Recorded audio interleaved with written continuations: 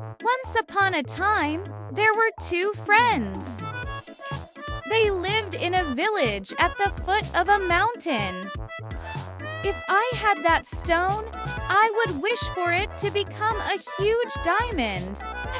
He looked at his friend and said, "You'd probably wish for gold, right?" One day they were strolling through the fields when they saw an old, gnarled tree.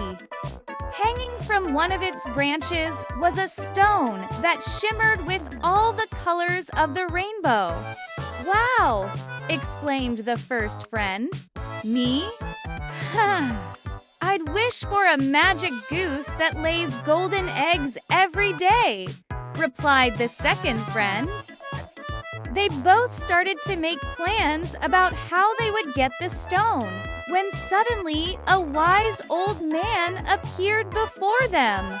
"What are you doing?" he asked. The friends were so startled that they fell backwards.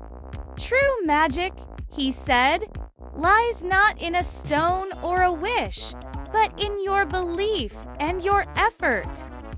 With that, he handed them each a small bag of flour. They kneaded and rolled and twisted their dough, each trying to make the most beautiful bread they possibly could. In the end, they took their loaves to the wise man, who was indeed very impressed.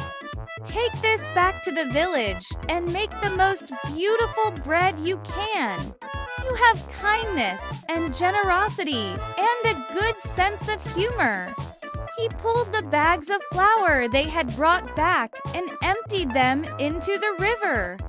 "And now," he said, "let's put on a real magic show.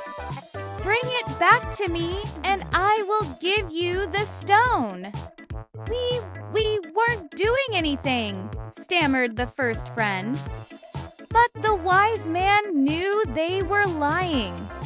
"Hey?" asked. The friends nodded, hoping he would help them get it. But the wise man only shook his head.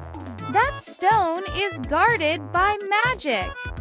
Only someone who truly believes in magic can get it." He had been watching them the whole time. "You want that stone, don't you?" The friends looked at each other.